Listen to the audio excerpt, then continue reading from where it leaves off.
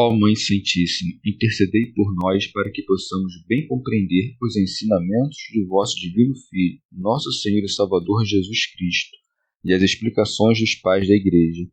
Ó Virgem Imaculada, ofereço-vos este trabalho e peço que abençoais aqueles que o ouvirem, e que seja para a maior honra e glória de Deus. Amém. Senhor onipotente, purificai o meu coração e os meus lábios. Vós, que purificastes os lábios do profeta Isaías com carvão em brasa, e dignai-vos, por tal modo, purificar-me com a vossa misericórdia, para que possa dignamente anunciar o vosso santo Evangelho. Por Jesus Cristo nosso Senhor. Amém. Senhor, abençoai-me. Que o Senhor resida no meu coração e nos meus lábios, para que anuncie digna e convenientemente o seu Evangelho. Amém. Evangelho de Nosso Senhor Jesus Cristo, segundo São João. As núpcias de Caná. No terceiro dia, houve um casamento em Caná da Galiléia, e a mãe de Jesus estava lá. Jesus foi convidado para o casamento e os seus discípulos também. Ora, não havia mais vinho, pois o vinho do casamento havia acabado. Então a mãe de Jesus lhe disse: Eles não têm mais vinho. Respondeu-lhe Jesus: Mulher, que há de semelhante entre mim e ti? Minha hora ainda não chegou. Sua mãe disse aos serventes: Fazei tudo o que ele vos disser. Havia ali 6 talhas de pedra para a purificação dos judeus, cada uma contendo de 2 a 3 medidas. Jesus lhes disse: Enchei as talhas de água. Eles as encheram até a borda. Então lhes disse: Tirai agora e levai ao mestre-sala. Eles levaram. Quando o mestre-sala provou a água transformada em vinho, ele não sabia de onde vinha, mas o sabiam os serventes que haviam retirado a água.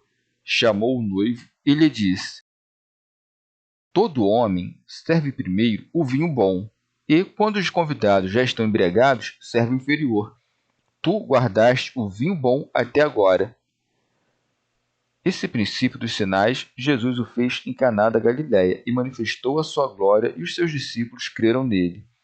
Depois disso, desceram a Cafarnaum, ele, sua mãe, seus irmãos e seus discípulos. Dali ficaram apenas alguns dias. Comentários dos Pais da Igreja. São João Crisóstomo. Conhecido que era Nosso Senhor na região da Galiléia, chamaram-no para estas bodas. No terceiro dia, houve um casamento em Caná da Galiléia. Alcunhano.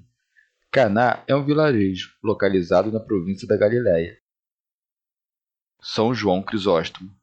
Convidaram-no não porque fosse alguém autorizado, mas simplesmente como conhecido entre muitos, e tal parece indicá-lo o evangelista quando acresce que encontrava-se lá a mãe de Jesus, ou seja, chamaram filho porque haviam convidado a mãe.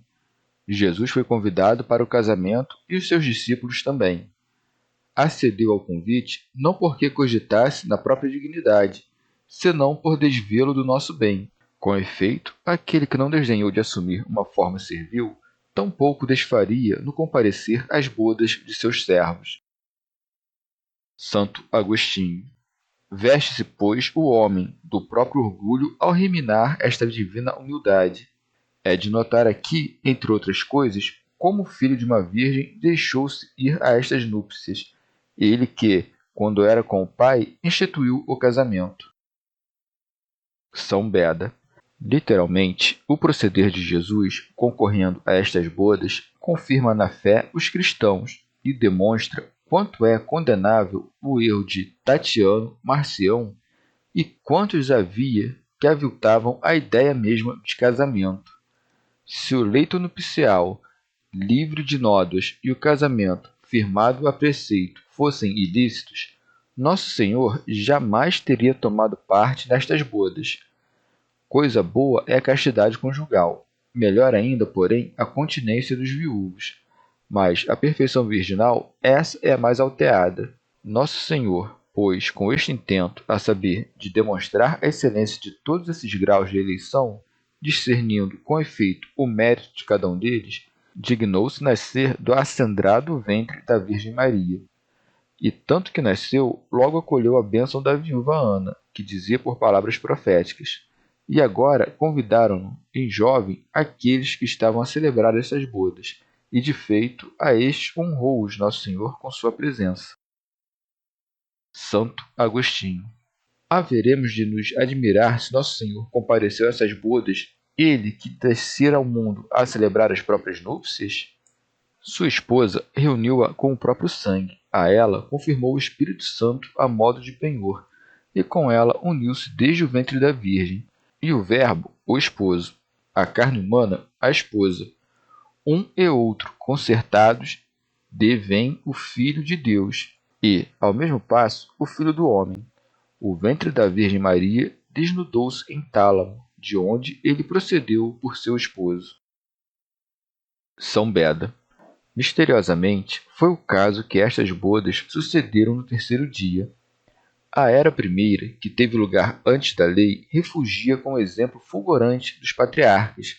A segunda, por seu turno, já sob a lei, com os oráculos dos profetas. Por fim, sob a graça, a luz da terceira era, semelhando a do terceiro dia, dilatou-se da prédica dos evangelistas e da encarnação de Nosso Senhor. Ademais, consta que essas bodas foram celebradas em Caná da Galileia, que significa zelo de transmigração, e com isso se quer assinar as que ardem, devotos de desejo da graça de Cristo, a transmigrar dos vícios às virtudes, dos bens terrenos à eternidade. Estando Nosso Senhor recostado, acabou-se o vinho, o que lhe deu ocasião de produzir vinho melhor, para que se fizesse manifesta a glória oculta do homem-Deus. Faltando o vinho, a mãe de Jesus disse-lhe: eles não têm mais vinho. São João Crisóstomo.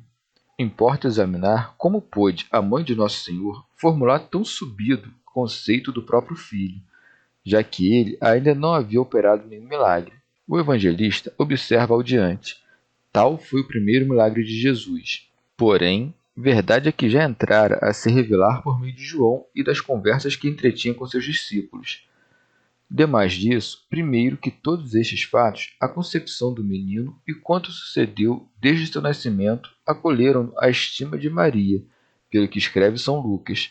Maria conservava todas essas coisas, meditando-as no seu coração. Mas por que Maria não estara mais cedo com Jesus a que começasse a operar milagres? É que, antes, a conta de viver Nosso Senhor como homem comum, ela não cuidava que pudesse dirigir-lhe a palavra naqueles termos. Quando, porém, conheceu o testemunho de João e advertiu que Jesus estava a viver rodeado de discípulos, fez confiança para lhe rogar. Alcuíno. Maria representa aqui a sinagoga, como a estar com Jesus Cristo a que operasse milagres, porque era uso entre os judeus pedidos como tais. Prossegue o evangelista. Jesus respondeu-lhe: mulher, que há de semelhante entre mim e ti? Santo Agostinho. Alguns, contrariando o evangelho e asseverando que Jesus não nasceu da Virgem Maria, forcejam por extrair desta passagem argumento que confirme esta tese. Como poderia, dizer eles, ser ela a mãe do Salvador, se ele lhe falou por estas palavras: mulher, que há de semelhante entre mim e ti? Estes fatos, entretanto, quem nos relatou? O mesmo evangelista João que escrevera mais acima, e encontrava-se lá a mãe de Jesus. Por que se exprimiria nesses termos se não fosse verdade? Acaso Nosso Senhor concebeu tomar parte nestas bodas por ensinar os homens a desprezarem suas mães? São João Crisóstomo. Que Jesus Cristo, sobremaneira, venerava sua mãe, disto somos notificados por São Lucas, quando este escreve que Nosso Senhor em tudo se sujeitava aos pais. De fato, enquanto os pais não põem obstáculos à vida consagrada a Deus, devemos-lhes obediência. Quando, porém, se tornam importunos, buscando nos arrancar as coisas do espírito, é força resistir-lhes. Santo Agostinho. Jesus, enquanto homem, era menor que Maria, e a ela devia obediência, enquanto Deus, contudo, por altear-se sobre todos, disse-lhes: que há de semelhante entre mim e ti? São João Crisóstomo. Disse Nosso Senhor deste teor para que seus milagres não se tornassem objeto de suspeita. Com efeito, não cabia a sua mãe, mas àqueles que deram pela falta do vinho interpelá-lo. Tencionava com isto mostrar que há tempo certo para cada coisa e que não se devem misturar os afazeres, para que daí se não sigam confusões, pelo que acresce: minha hora ainda não chegou. Isto é, ainda não me conhecem os que estão aqui, ainda não deram fé de que esvaíra-se o vinho, que advirtam nisto primeiro. Aquele, com efeito, que ainda não experimentou a privação, este tampouco há de pressentir os benefícios. Santo Agostinho. Ou ainda, respondeu Nosso Senhor desse teor, desde que, enquanto Deus, não tinha mãe, enquanto homem, sim, o tinha, mas o milagre que estava por operar seria obra da divindade, não da entibiada natureza humana. Sua mãe, contudo, requestava-lhe o milagre. Jesus, no entanto, prestes a pôr em efeito aquele ato divino, parece desconhecer o ventre em que fora concebido, quando diz: mulher, que há de semelhante entre mim e ti? Como se dissesse: não foste tu que engendrastes o poder divino que em mim opera milagres como estes. E chama-lhe mulher para assinar-lhe o sexo, não porque ela se corrompera. Como, porém, herdei de ti minha fraqueza, haverei de te reconhecer quando toda esta debilidade for levantada a pender da cruz, donde ainda não chegou a minha hora, ou seja, reconhecer-te-ei no mesmo ponto em que a parte humana, de quem és a mãe, for atada à cruz. É precisamente nesse momento que Nosso Senhor recomendará Maria ao seu discípulo, porque, havendo de morrer primeiro que ela, ressuscitaria antes de sua morte. É para notar que, a exemplo dos maniqueístas, que cuidam encontrar nestas palavras de Jesus: mulher, que há de semelhante entre mim e ti, argumentos em favor de seus erros, os astrólogos tencionam fundamentar suas crenças nestoutras, quais sejam: ainda não chegou a minha hora. Vede, dizem eles, como Jesus Cristo estava sujeito ao destino, pois que declarou explicitamente que sua hora não era chegada. Que reparem, contudo, destas outras palavras do Filho de Deus: tenho poder de dar minha vida, e tenho poder de a reassumir. Que busquem o sentido verdadeiro dessas palavras: ainda não chegou a minha hora. E não submetam ao destino o mesmo Criador dos céus. Ora, pender o destino dos astros, não pudera a eles estar submetido quem os criou. Ajunte-se a isto o fato de que não somente Jesus Cristo não esteve sob o domínio dos astros, mas que ninguém jamais o esteve.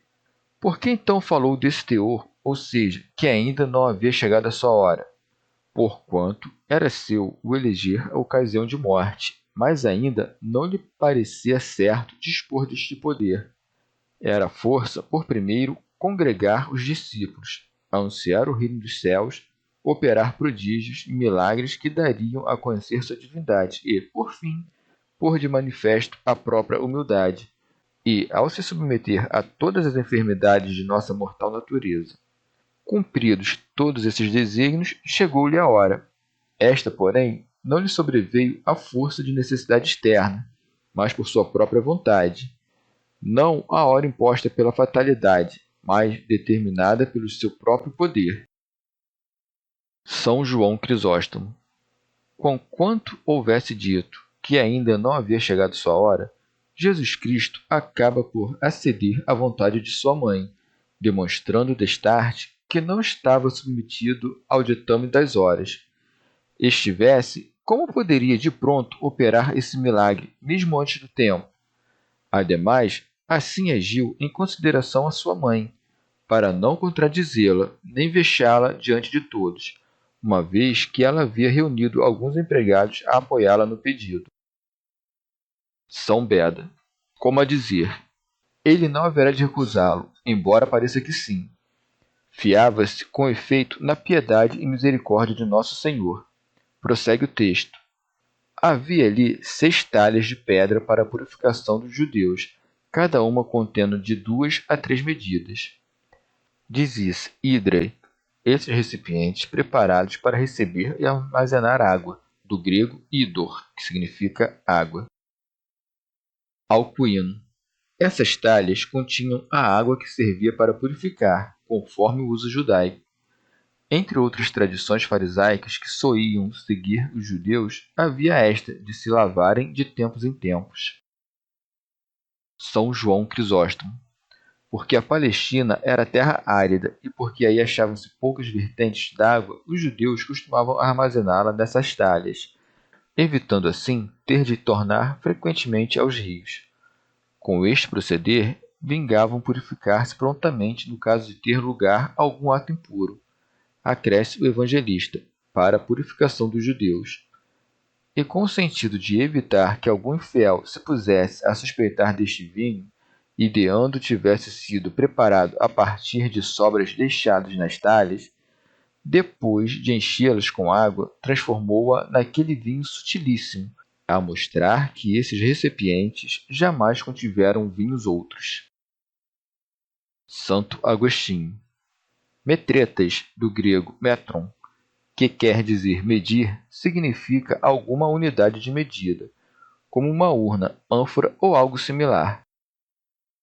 São Beda. E quando o evangelista diz que esses recipientes levavam cada um 2 ou 3 medidas, não quer com isso dar a entender que havia 2 tipos diferentes, um com menor e outro com maior capacidade, senão que serviam indiferentemente para armazenar 2 ou 3 medidas. Prossegue. Jesus disse-lhes: enchei as talhas de água. Eles as encheram até a borda. São João Crisóstomo. Mas por que Jesus não operou o milagre antes que fossem enchidas as talhas? De fato, teria sido muito para admirar se Nosso Senhor houvesse feito surgir uma nova substância a partir do nada, em vez de simplesmente transmutar as qualidades da água.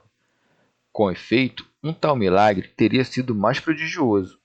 Muitos, porém, não haveriam de o crer. Assim, repetidas vezes, vemos Nosso Senhor apoucar a grandeza dos milagres que opera com o viso de torná-los mais acreditáveis.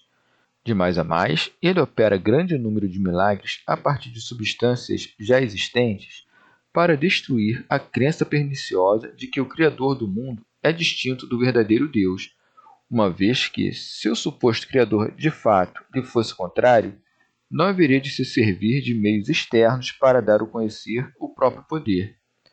Nosso Senhor, porém, não encheu de água por si mesmo as vasilhas e depois mostrou o vinho, senão que mandou aos encarregados de servir para que testemunhassem tudo o que sucedia.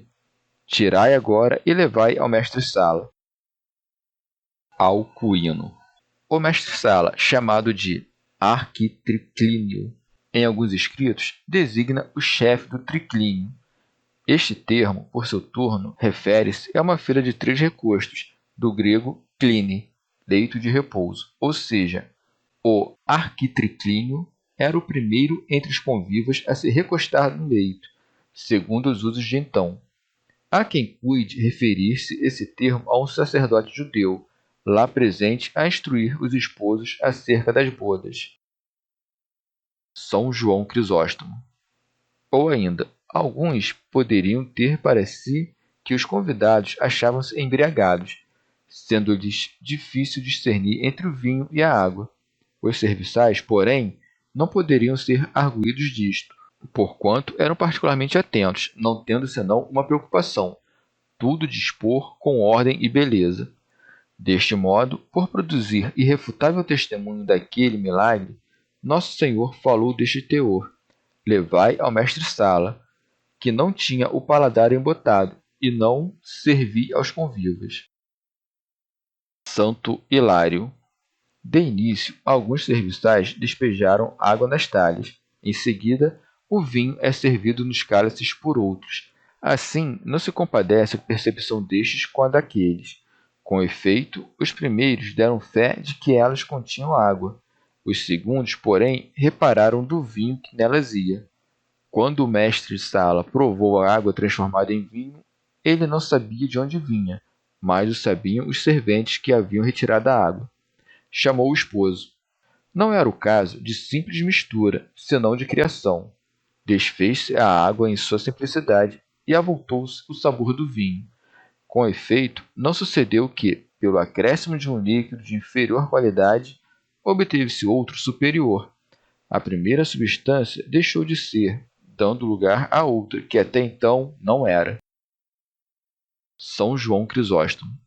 Tensionava Nosso Senhor que os sinais de seu poder fossem conhecidos de pouco em pouco, por maneira que não deu a conhecer publicamente o que fizera. Tampouco o mestre-sala interpelou os empregados. Com efeito, o testemunho destes não vingaria convencer aos demais, porquanto não haveriam de aceitar que um homem comum pudesse operar tal milagre. Dirige-se diretamente ao esposo, mais capacitado a sopesar os fatos. Ora, não foi um vinho qualquer, mas um vinho extraordinário que Nosso Senhor produziu. E disse-lhe: todo homem serve primeiro o vinho bom, e, quando os convidados já estão embriagados, serve o inferior. Assim são os milagres de Cristo, porquanto ele opera sempre mais belo e útil que a natureza. Os empregados testemunharam a transmutação da água em vinho. O mestre-sala e o esposo provaram por si a excelência do vinho. É provável que o esposo tenha tecido comentários quanto ao vinho, mas o evangelista houve por bem os não registrar, contentando-se com relatar o estritamente necessário, isto é, que a água transmudou-se em vinho. Acresce: esse princípio dos sinais Jesus o fez em Caná da Galiléia. São João Crisóstomo. Era força, então, dar a conhecer o próprio poder por meio destes sinais, porquanto cercavam-no seus discípulos, com boa disposição e atentos a tudo que o Mestre fazia. A ser dito que não há provas suficientes de que foi este, de fato, o primeiro dos milagres de Cristo, à conta do acréscimo em Caná da Galiléia, como a indicar que já houvesse operado alhures, tornamos a responder por palavras já ditas quando citamos o mesmo João Batista. Vim batizar em água, para ele ser reconhecido em Israel. Houver o Salvador realizado milagres já durante a primeira infância, não teriam os israelitas precisão de que outrem o desse a conhecer. De fato, o vultoso número de milagres que operou Nosso Senhor em breve espaço de tempo tornou-o conhecido de todos. Sua reputação, porém, teria sido 1000 vezes maior se tivesse entrado a fazê-lo desde a infância, pois que tanto mais espantosos haveriam de ser os milagres operados por uma criança, e em período, aliás, mais dilatado. Mas convinha que não os operasse desde a infância, porque os homens haveriam de crer que a encarnação era mera aparência, e, tomados de inveja, seus inimigos crucificá-lo-iam antes do tempo. Santo Agostinho. Os que estavam cientes da divindade de Nosso Senhor, esses não se mostraram espantados deste milagre. O que ele fez nas bodas de Caná, nas talhas cheias d'água, é o mesmo que faz todos os anos em nossas vinhas. Desta transformação, contudo, não nos espantamos, porque repete-se anualmente a olhos vistos. Deus, pois, lançou mão de novos prodígios a despertar os homens adormecidos, pelo que segue, e manifestou a sua glória. Alcuino. Eis que ele é o Rei da Glória, que transforma os elementos com autoridade. São João Crisóstomo. Era o que lhe cabia. E se à época poucos presenciaram o milagre, com efeito, após disto, tornou-se conhecido de todos. Segue o texto. E os seus discípulos creram nele. A partir de então, passaram a crer com mais facilidade e examinar diligentes os fatos que testemunhavam. Santo Agostinho. Se apenas então passaram a crer em Nosso Senhor, acaso ainda não eram seus discípulos quando acudiram às bodas? Verdade é que se trata de um modo de falar, como quando, por exemplo, dizemos que o apóstolo Paulo nasceu em Tarso, na Cilícia, quando é evidente que na época de seu nascimento ainda não havia se convertido em apóstolo. Da mesma maneira, quando lemos que os discípulos do Senhor foram chamados às bodas de Caná, devemos disto entender que ainda não eram propriamente discípulos, senão que viriam a sê-lo com o tempo. Santo Agostinho. Vede os mistérios que se encerram nestes milagres de Nosso Senhor. Convinha que se cumprisse em Jesus Cristo o que dele havia sido predito. Transmudou a água em vinho, quando lhes abriu a inteligência e lhes explicou as Escrituras. Assim, infunde sabor no que outrora era insípido, e a bebida inócua torna-se inebriante. São Beda. Quando apareceu Nosso Senhor em carne mortal, a suavidade do conhecimento da lei, semelhante ao vinho, pouco a pouco entrou a corromper-se à força da interpretação carnal que lhe davam os fariseus. Santo Agostinho. Tivera ordenado que a água fosse deitada fora, e então derramado nas talhas um vinho extraído dos recessos da criação, pareceria que rejeitava o Antigo Testamento. Como, porém, convertesse a água em vinho, deu-nos a conhecer que as antigas Escrituras lhe pertenciam, porque foi à conta de sua injunção que se encheram as talhas. Elas, contudo, são insípidas se nelas não se discerne o mesmo Jesus Cristo. Sabemos também que a lei data do início do mundo. Daí até os nossos dias separam-se 6 idades.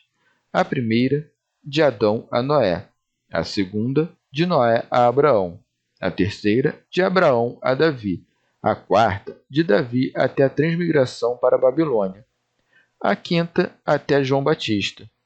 A sexta, por fim, daí ao fim do século. Aquelas 6 talhas, pois, figuram essas 6 idades, que não carecem de profecia.